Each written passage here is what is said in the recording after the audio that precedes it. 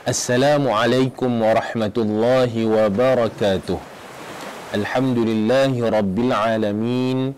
Wassalatu wassalamu ala ashrafil anbiya'i wal mursalin wa ala alihi wa sahbihi ajma'in.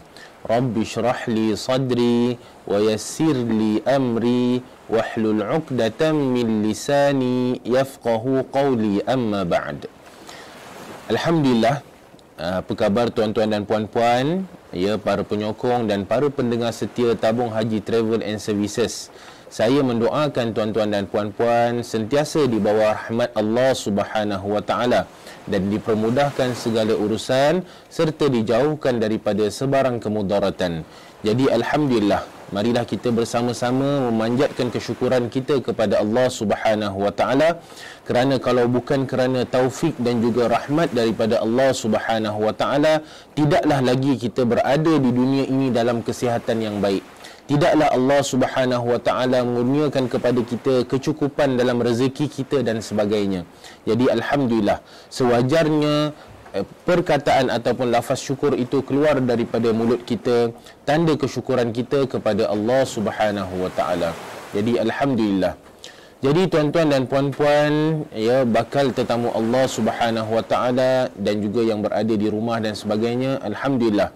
Kita terus lagi bersyukur kepada Allah Subhanahu wa taala kerana Allah Subhanahu wa taala mengatur kehidupan kita dengan tersusun dan cukup baik sekali, alhamdulillah.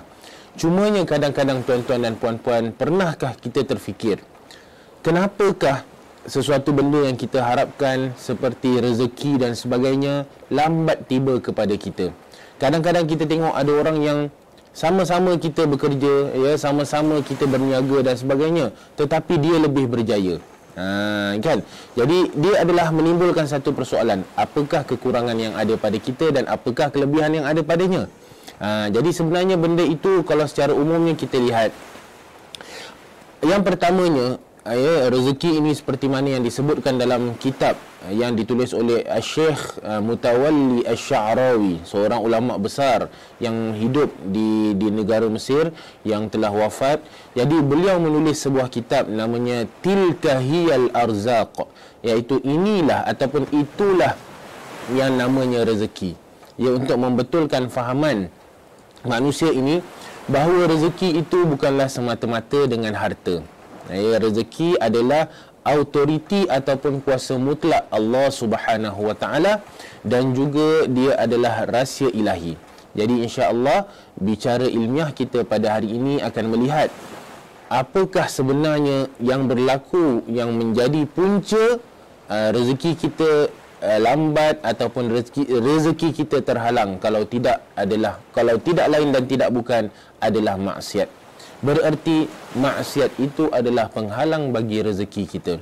Kalau kita lihat sebuah hadis Nabi sallallahu alaihi wasallam yang diriwayatkan oleh Thauban, ya, di antaranya dalam hadis tersebut kata Nabi sallallahu alaihi wasallam, wa innal 'abda la yuhramur rizqa bidzambi yusibuh, dan sesungguhnya seseorang hamba itu terhalang ataupun diharamkan daripada rezeki kerana dosa yang menimpanya.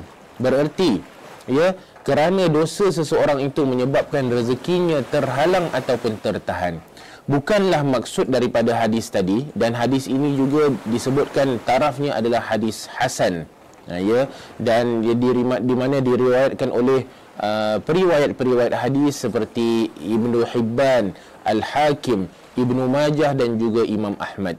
Jadi mereka meriwayatkan ini dan ada yang mensahihkan hadis tersebut, mengatakan bahawa di antara, ya, bukan semata-mata tetapi di antara punca rezeki kita terhalang ataupun rezeki kita berkurangan, lambat sampai dan sebagainya, antara punca utamanya adalah maksiat.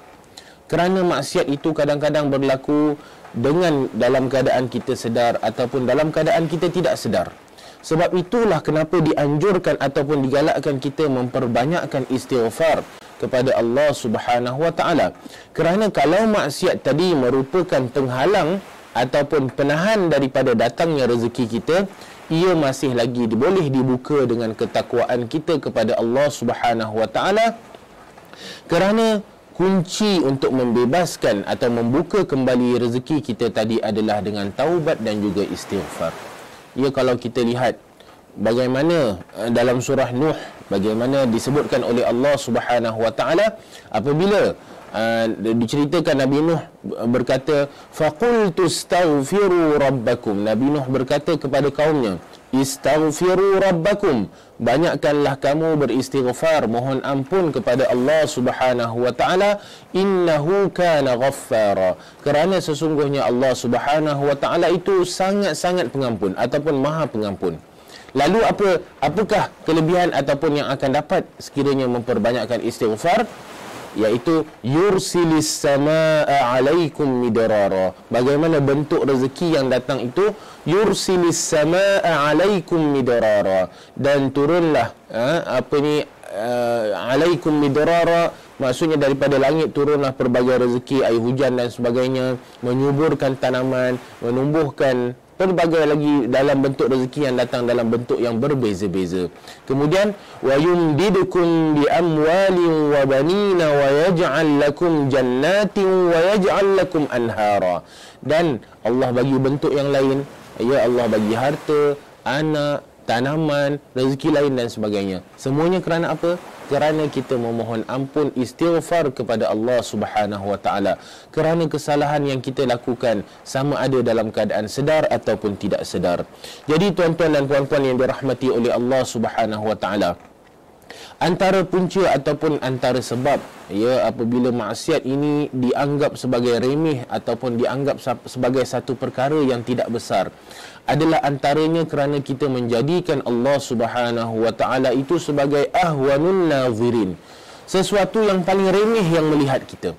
Ialah kalau kita nak buat satu perkara kan, kadang-kadang kita nak buat satu perkara, kalau ada bos kita jadi malu, kita jadi takut. Kalau nak buat sebelum ni kita gelak suka-suka kan, melompat di sana sini dan sebagainya. Kalau ada bos, pasti kita tak buat.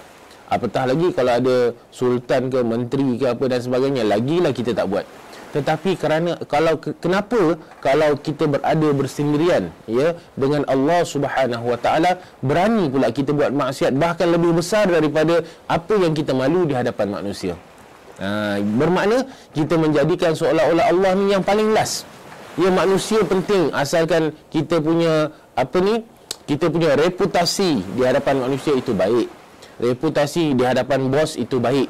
Tetapi di hadapan Allah Subhanahu wa taala, seolah-olah kita kata lantaklah reputasi kita di hadapan Allah ataupun di sisi Allah Subhanahu wa taala, biarlah, tak ada apa pun. Itulah masalahnya. Apabila kita telah meletakkan Allah Subhanahu wa taala sebagai ahwanun nazirin, yang paling remeh sekali untuk melihat kita, dan janganlah salahkan Allah Subhanahu wa taala apabila rezeki kita itu terhalang ataupun terlambat. Kerana Nabi SAW telah menyebutkan seseorang itu tidak akan dimatikan oleh Allah Subhanahu wa taala melainkan rezekinya telah disempurnakan. Dengan erti kata lain, rezeki yang disempurnakan itu adalah rezeki yang halal dan yang berkat. Kadang-kadang kita tertanya, ada orang dia dapat rezeki dengan cara berjudi, dengan cara haram, ya, dengan cara rasuah dan sebagainya. Jadi hartanya melimpah ruah, rumah besar, kereta mewah dan banyak dan sebagainya. Jadi kita tertanya, bagaimana kalau boleh? Kadang-kadang timbul persoalan. Mungkin di sebahagian kita, bukan semua, timbul persoalan, alangkah baiknya ataupun macam mana cara nak dapat sampai macam tu sekali. Nampak orangnya biasa dan sebagainya kan. Sebenarnya tuan-tuan dan puan-puan, yang paling penting dalam kehidupan kita, dalam rezeki kita itu adalah keberkatan. Ya, betul. Rezeki yang berkat itu adalah rezeki yang walaupun sekiranya dia sikit, terasa banyaknya. Dan sekiranya dia banyak, terasa manfaatnya dan rasa macam hartanya itu bukan dia yang mengawal kita, tapi kita yang mengawal harta tersebut. Tetapi kalau dalam fikiran kita telah meletakkan bahawa matlamat dalam kehidupan kita ini adalah untuk mendapatkan harta dengan apa cara sekalipun, maka mungkin hajat itu akan tercapai, tetapi keberkatan dalam hidup itu tidak ada. Kita akan lihat ada keluarga yang musnah porak-poranda walaupun hartanya banyak. Kerana apa? Kerana harta yang dapat tadi bukan dengan jalan yang berkat, ataupun bukan kerana matlamat yang betul. dapat harta targetnya untuk sekian-sekian dan sebagainya, bukan untuk meletakkan dalam fikiran untuk mendidik, memberikan pendidikan yang terbaik kepada anak contohnya, supaya anak itu membesar menjadi manusia yang berguna untuk agama dan bangsa. Bukan juga memikirkan bahawa harta yang kita dapat tadi untuk membantu golongan yang memerlukan, kerana pada harta kita itu ada bahagian bagi mereka yang memerlukan. Dan ini disebutkan, kan, di dalam Al-Quran ada sebutkan bahawa dalam harta kita itu ada apa? Ada haqqun ma'lum, ada hak yang diketahui milik mereka yang memerlukan, orang yang susah, orang yang memerlukan, yang miskin dan sebagainya. Jadi dengan itulah datangnya keberkatan dalam harta kita ataupun dalam rezeki kita. Jadi seperti mana yang saya sebutkan di awal tadi dalam buku Tilka Hiyal Arzaq yang disebutkan oleh Syekh Mutawalli Asy-Sya'rawi, bahawa rezeki itu adalah autoriti Allah ataupun rahsia ilahi, dan rezeki itu bukan semata-mata dengan harta. Rezeki ilmu itu dalam kepala kita melekat, itu juga satu rezeki yang besar. Rezeki Allah bagi kita kesihatan yang baik, jarang masuk hospital atau tak pernah masuk hospital, kalau masuk pun klinik ambil ubat sesama je, macam tu. Orang lain masuk hospital, ICU dan sebagainya, tetapi Alhamdulillah Allah bagi kita rezeki kesihatan yang sangat-sangat baik. Ataupun dalam bentuk yang lain, buat kerja lancar, masa kita okey, tak ada masalah dengan bos, pergaulan kita baik dan sebagainya, itu juga rezeki Allah Subhanahu Wa Taala. Sebab itulah kata Nabi SAW dalam sebuah hadis baginda, Nabi kata apa? Nabi kata, man ahabba an yubsata lahu fi rizqihi wa yunsa'a lahu fi atharihi falyasil rahimah. Barang siapa yang ingin Allah Subhanahu Wa Taala melapangkan atau meluaskan rezekinya dan juga dipanjangkan usianya, yakni dipanjangkan usianya dalam kebaikan, maka apakah yang patut dia buat? Maka hendaklah dia menyambungkan silaturahimnya. Jadi ini juga adalah antara sebab yang dapat membantu rezeki kelancaran, kelancaran ataupun kelicinan proses rezeki itu untuk sampai kepada kita. Cuma jangan kita persoalkan apabila kita telah berusaha dengan cara yang benar, kita telah berdoa untuk keberkatan dalam rezeki kita, jangan kita mempersoalkan kenapa rezeki itu lambat sampai, kenapa minta lain dapat lain, bila nak dapat dan sebagainya. Jadi persoalan itu sebenarnya bukan autoriti kita. Itulah yang dimaksudkan kuasa mutlak Allah Subhanahu Wa Taala. Bila nak bagi, dalam bentuk apa nak bagi, itu semua adalah rahsia Allah Subhanahu Wa Taala yang diberikan kepada manusia, dan tujuannya rezeki tadi adalah untuk menguji dalam kalangan manusia siapakah dalam kalangan mereka itu yang bersyukur. Jadi tuan-tuan dan puan-puan yang dirahmati oleh Allah Subhanahu Wa Taala, jadi antara maksiat, maksiat ini juga satu benda yang besar. Seperti mana rezeki tadi kita tidak nampak dari sudut harta semata-mata, kita tengok daripada sudut yang lain dan sebagainya. Begitu juga maksiat, bukan semata-mata maksiat itu dengan mencuri, dengan berzina, berjudi dan sebagainya. Tetapi bukankah maksiat itu skopnya lebih besar, seperti dari sudut yang lain, menzalimi. Kita menzalimi diri sendiri.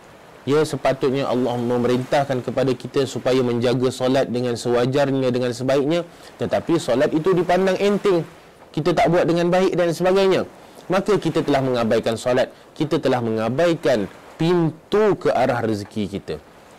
Itu menzalimi diri sendiri. Menzalimi orang lain, tidak memberikan haknya, bercakap perkara yang tidak baik tentangnya, merosakkan silaturahim antaranya. Bila Allah ataupun Nabi sebut perintah menjaga silaturahim, silaturahim kita dengan manusia dan silaturahim orang lain dengan orang lain. Janganlah kita pula menjadi pemecah belah, bekerja di satu tempat, satu pekerja yang lain pergi bagi tahu kepada bos dan sebagainya, supaya berlakunya satu hubungan yang tidak baik, satu hubungan yang rosak antara pekerja lain dengan bos tersebut. Supaya apa? Supaya kita yang dipandang baik, kita yang naik nampak baik di mata bos. Jadi ini satu perkara yang menzalimi ini. Apabila kita menzalimi orang lain, sebenarnya kita telah membuka satu pintu ke arah, membuka satu pintu ke arah kebinasaan dan menutup salah satu pintu rezeki kita. Na'udzubillah. Jadi tuan-tuan dan puan-puan yang dirahmati oleh Allah Subhanahu Wa Taala, tidak lain dan tidak bukan, penyelesaiannya adalah kembali kepada Allah Subhanahu wa taala.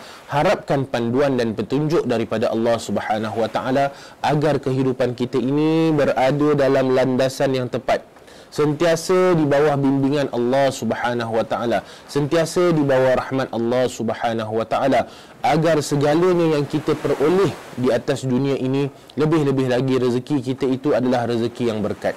Dan kita minta kepada Allah Subhanahu wa taala supaya jauhkan kita daripada maksiat. Sebab itulah apabila kita menjaga perkara-perkara yang boleh memelihara kita seperti solat dan sebagainya, maka solat itu apa yang disebutkan dalam Al-Quran, innas salata tanha 'anil fahsya'i wal munkar. Bukankah sesungguhnya solat itu memelihara ataupun melarang kita daripada berlakunya kemungkaran dan kekejian, perkara yang keji dan juga kemungkaran. Berlaku di zaman Nabi, ada orang yang menjaga solatnya dan sebagainya, tetapi apabila pagi esoknya dia mencuri. Lalu apabila ditanyakan kepada Nabi SAW, maka Nabi kata solatnya itu tidak memeliharanya. Kenapa? Kerana boleh jadi pada solat itu tidak khusyuk, ataupun pada solat itu nak dapatkan pujian manusia dan sebagainya, ataupun solat itu dah habis waktu dengan sengajalah. Kan, kalau tidak sengaja masih lagi dimaafkan. Tapi tuan-tuan dan puan-puan, jangan fikir ya tidak sengaja itu apabila terjaga lewat maka terlepas. Ya, tengok, kalau tidur pukul 2-3 pagi, subuh terlepas, salah kita juga tuan-tuan dan puan-puan. Itu seolah-olah melakukan dengan sengaja supaya terbangun lambat dan subuh tadi terlepas. Ya, na'udzubillah, kita mohon kepada Allah Subhanahu wa taala agar dipelihara kita daripada segala maksiat yang boleh merosakkan kita, dan seterusnya melapangkan rezeki kita agar semua umat Islam ini dapat bersatu padu, mengeratkan silaturahim, dan rezeki kita juga bertambah luas insya-Allah. Jadi segala yang baik datang daripada Allah Subhanahu wa taala, yang lemah dan kurang itu daripada kelemahan dan kekurangan diri saya sendiri. Wabillahi taufiq wal hidayah. Wassalamu alaikum warahmatullahi wabarakatuh.